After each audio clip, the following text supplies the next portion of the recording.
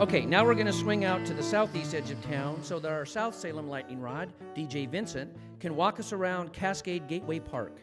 This is a place we visited twice before to see how a network of congregations come together in a ministry called Church at the Park.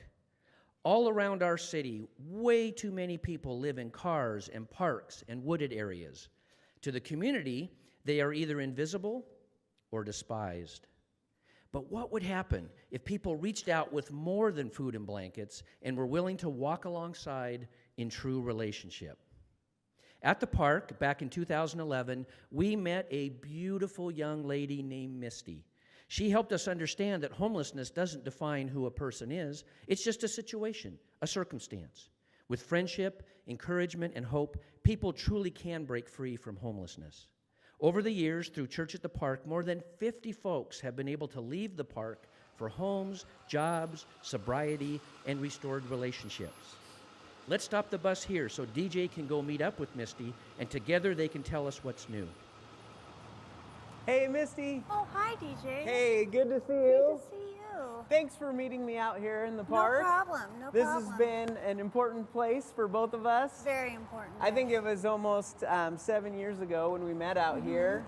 Yeah. And it was 5 years ago that we told everyone your story. Right. And Oh, that was yeah. a powerful time. Yeah. But it's there's been amazing. a lot of good updates even since then. Right. So I brought everyone out here to hear about it.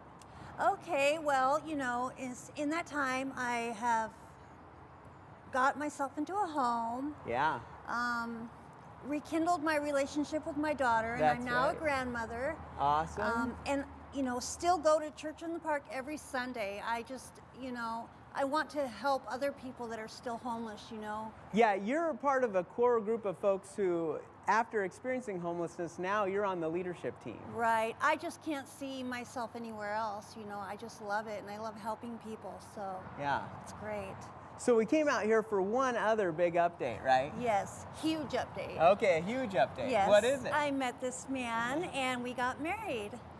And this is my adopted son, Buddy. Yeah.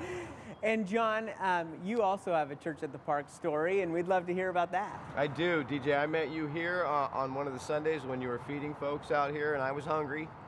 And I was drawn into the fellowship of Church at the Park and inspired into service as well. Yeah, it's been a pretty cool relationship where both of you have come from homelessness to being on our leadership team and serving each week. And John, you have a pretty special story that involves SLF as well, right? Yeah, SLF has been great to me. I wanted to drive the van for Church at the Park and needed to acquire my driver's license. They were helpful in that regard. And then I got a job, and I needed transportation to work, and they helped me with a car as well. That's right. Us as a family.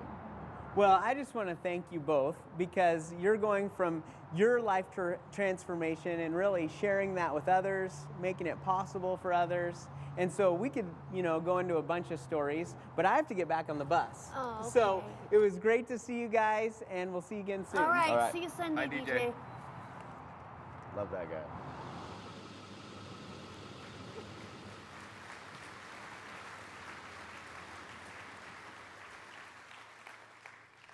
What a blessing it has been to be a part of John and Misty's story.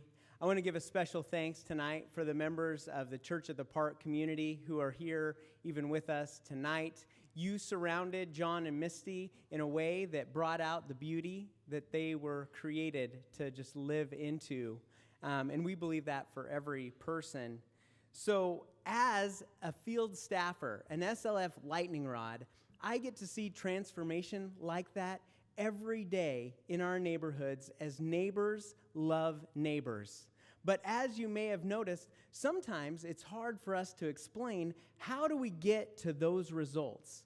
So our team has been working overtime this year to put into words and images how we get our results. And so huge thanks to our CAN coordinator and webmaster, Monica Fiedler, for launching a brand new website this week. And special thanks for the graphic designer who put the things on your table tonight that explain our theory of change, my beautiful wife of 17 years today. Woo!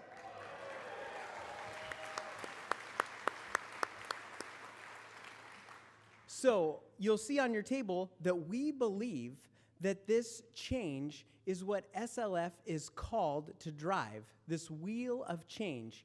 And it starts with this familiar phrase that we're going to engage people of faith and people of goodwill, neighborhood by neighborhood, organization by organization. Now, to do that, we need lightning rods, and it takes about 48,000 for us to deploy one of those in a high school feeder area. And then they go to work, they leverage grants, donations, in-kind space, volunteer time, to where it generates a leverage value of $494,000 on average. And so like Dwayne said, that is a 10-fold ROI, return on investment. Now, after we engage, we don't stop there. We continue to then build the capacity of others. We do that through our CAN network. We do that through community partnership teams. And then we do that through individual leaders, investing in them in our neighborhoods.